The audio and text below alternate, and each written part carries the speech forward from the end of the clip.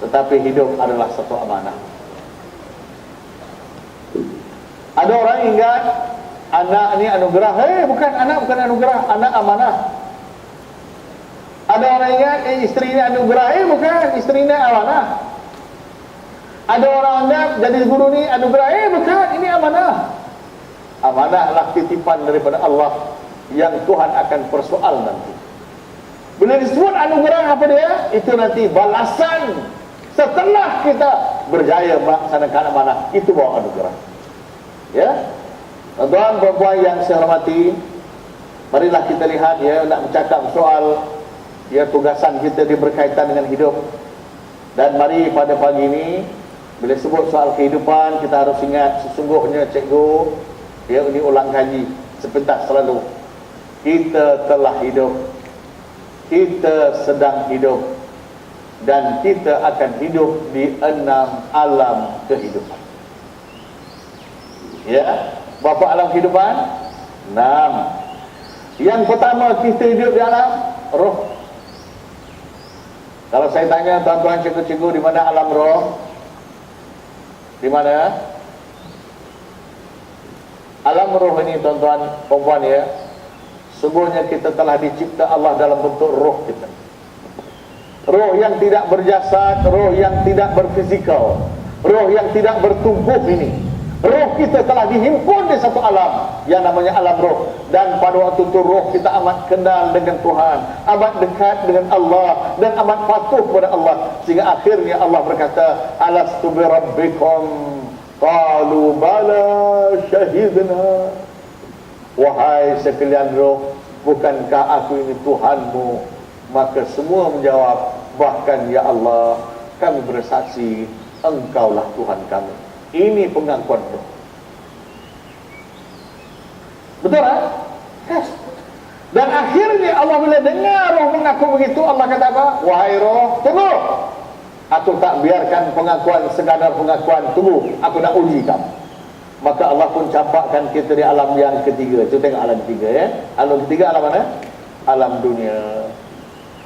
Maka Allah hiaskan langit dan bumi, bumi dengan segala isinya, langit dan segala isinya. Dalam Al-Quran Allah kita waja'alna fiha masabih.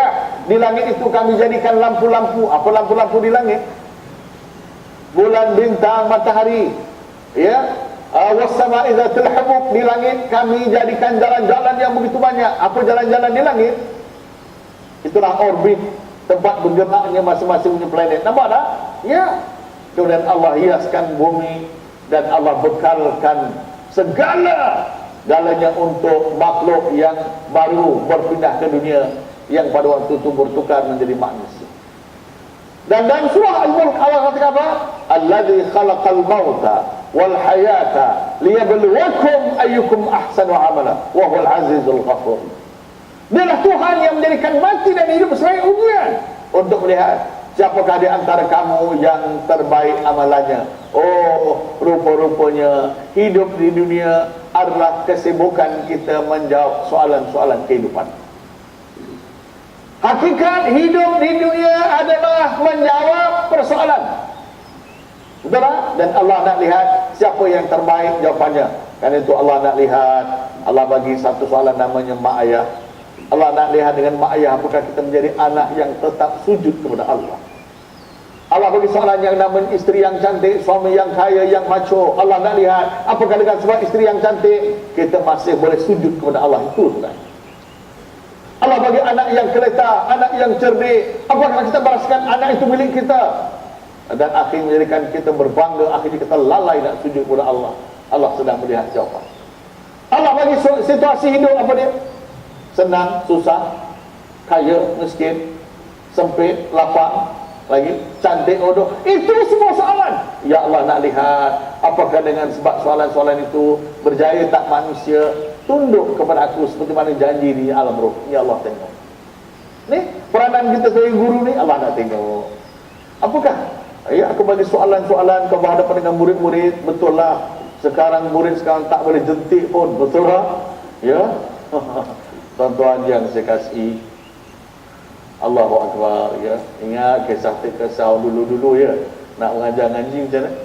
Hantar anak murid sejak dengan rotan sekali kan. Oh sekarang jangan buat begitu. Ya. Ya. Apapun situasi, Allah nak pastikan apakah kita menjawab soalan guru itu tepat atau tidak. Tuan-tuan, akhirnya tuan-tuan, orang pun hidup.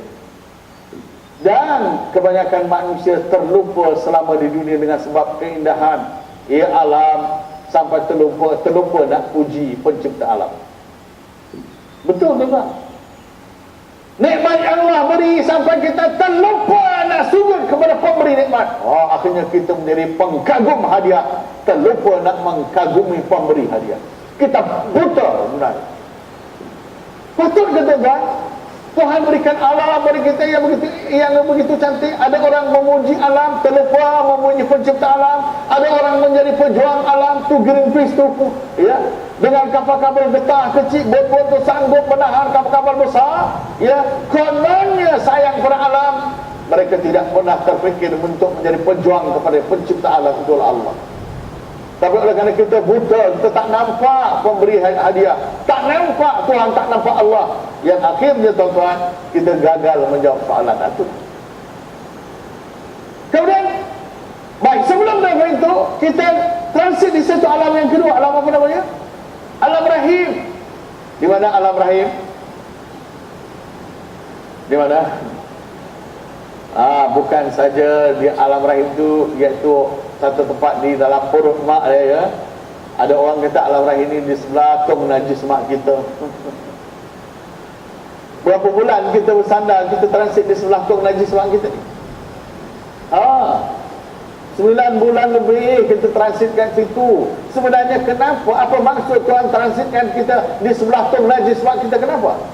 Memanglah Allah nak bagi kita fizikal, nak tentukan rezeki kita, nak tentukan jantina kita. Sebenarnya ada maksud yang tersirat di situ. Apa dia? Allah nak sindir kita, nak perli kita. Seolah-olah Allah berkata, wahai manusia, ingat, ketika kamu sampai di dunia, kamu jangan sombong, kamu jangan angkuh, jangan lawan aku dengan rasa ingat, kamu bukan dari kainat, kamu bukan dari langit, tetapi kamu dari satu tempat yang lemah, yaitu di rahim ibumu, di sebelah tong najis mak kamu. Wahai manusia, kamu tak layak sombong dan derhaka kepada aku. Ingat daripada mana kamu datang, Tuhan. Kamu bukan keturunan Jula-Juli bintang 7 dari kayangan, bukan. Betul. Jangan fikir kita Allah insafnya kita, patutlah dikatakan rahim.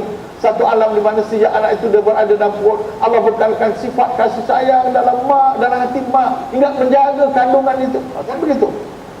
Tuan-tuan yang saya kasihi baik, akhirnya kita pun melalui proses kelahiran, dan kita pun hidup di dunia, dan kita akan berpindah ke alam yang keempat. Alam apa namanya? Alam apa? Barzakh. Di mana pula alam barzakh? Di mana alam barzakh? Tak semestinya dikubur, tuan-tuan, ya. Tak semesti dikubur. Sebab kalau saya tanya tuan-tuan, tahun 40-an, 50-an, 60-an, kalau jemaah haji Malaysia nak pergi haji, mereka naik apa? Kapal laut. Kapal angsun nama zaman sekarang, cici kali, ya. Kapal apa? Kapal bunga raya. 15 hari pergi, 16 hari balik. 15 hari itulah dalam kapal masing-masing bawa belajar tentang haji, ya. Kemudian pula dalam kapal itu ramai yang meninggal dunia, tuan-tuan. Bila ramai meninggal dunia di atas kapal tengah laut, buat apa dengan jenazah itu? Dah dikafankan, dimandikan, dikafankan, disolatkan, maka jenazah tadi dilepaskan di tengah laut. Diletakkan satu benda berat bahagian kepala, bahagian kaki, dilepaskan di tengah laut. Kalau begitu alam barzakhnya di mana? Di dalam perut jerung lagaknya, ya. Tapi itu bukan. Sebenarnya dalam hadis Nabi SAW banyak menceritakan hakikat alam barzakh, di mana itu satu alam yang dalam ilmu Allah, di mana untuk orang saleh Allah luaskan 70 hasta. Allah hantarkan keinginan surga, Allah hantar bawa harum surga, ya, dan mereka berehat di dalamnya. Ini alam barzakh untuk orang saleh. Sebaliknya untuk orang yang saleh, yang derhaka kepada Tuhan, akhirnya macam mana? Tuhan sempitkan dia berada di dalam barzakh. Allah panas, datangkan kepanasan neraka. Allah hantar ke bawah busuk neraka, mereka terseksa di sana. Ini alam barzakh. Tuan-tuan, akhirnya kita pergi ke alam yang ke 5, alam mahsyar. Tuan-tuan, Allahu Akbar. Alam mahsyar ini tempat kita diadili. Betul? Tidak ada benda yang boleh kita sembunyikan di sana. Dan itulah hari yang paling gawat, hari yang paling menakutkan manusia.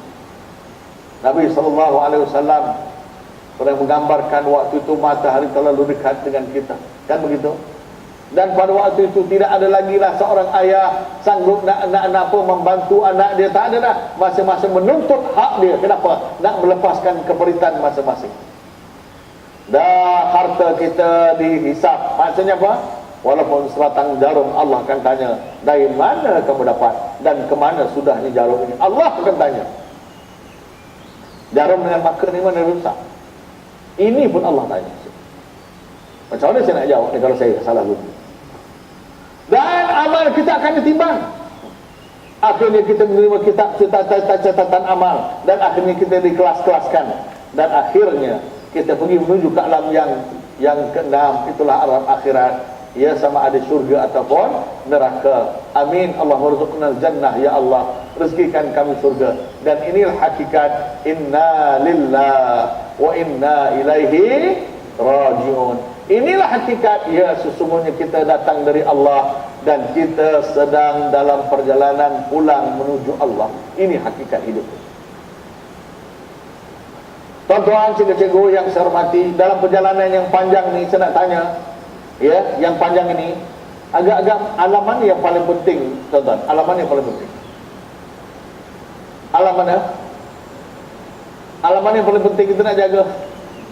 Ya, alam dunia inilah yang paling kita yang nak kena jaga sangat, sebab dia terlalu singkat.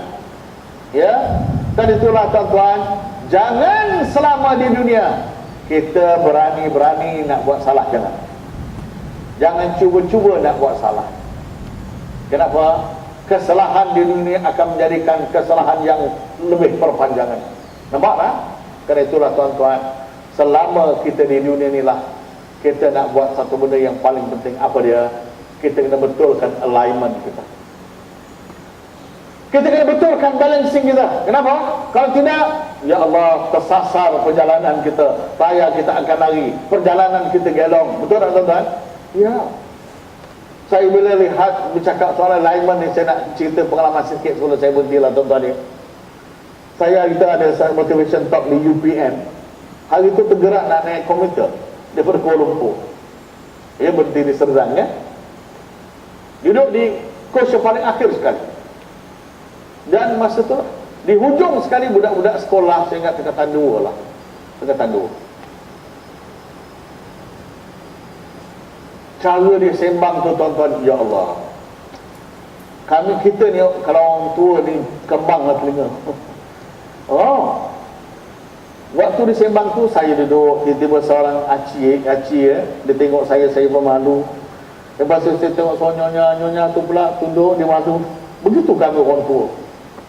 Baik, yang saya cuba boleh ajuk-ajukkan apa dia antaranya, aku kan tension lah di rumah, bergaduh orang tua tu tu, bergaduh je hari-hari. Nak bergaduh je lah suami laki bini. Ini libatkan aku pula. Seorang lagi sambung, alah senang kau nak gaduh-gaduh ni, keluar je rumah, cari je balak-balak. Seorang lagi sambung, kalau kau dah jumpa balak, macam-macam projek boleh buat, aku dah macam-macam pengalaman dah. Saya boleh, itu kami kata ni. Ada lagi lah yang saya tak mampu nak ajuk. Saya pun panas juga hati tuan-tuan ibu-ibu, ya. Saya pun berdiri, saya pun berdiri kat depan anak-anak tu. Assalamualaikum anak-anak, boleh Pak Cik join sekali tak?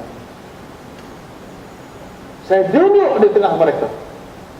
Akhirnya saya bercakap soal ni lah, soal apa, Pak Cik dulu pun juga pernah nakal, kita sajalah create gitu kan. Akhirnya Pak Cik rasa tersilap sangat. Begitu yang Pak Cik nak baiki ni gitu. Tuan-tuan yang saya kasihi, sempat saya buat tazkirah, akhirnya Serdang. Saya, Allah nak, Pak Cik dah sampai ni. Saya waktu nak melompat keluar, Pak Cik nombor telefon, saya lontarkan begitu saja nombor telefon.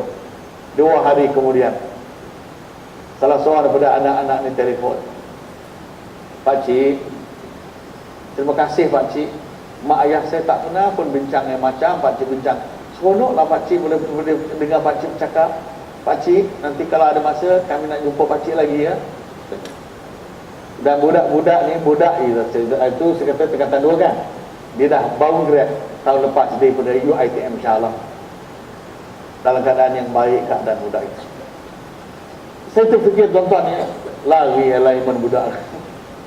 Sebab apa? Mak ayah dia tak bantu kan. Nak betulkan alignment. Ya. Baik, selepas ini kita akan bincang lagi insya-Allah tuan-tuan ya. Macam mana apa yang sepatutnya kita lakukan insya-Allah. Ya. Ampun maaf dan insya-Allah 10.30 kita masuk semula. Boleh? Ya. Assalamualaikum warahmatullahi wabarakatuh.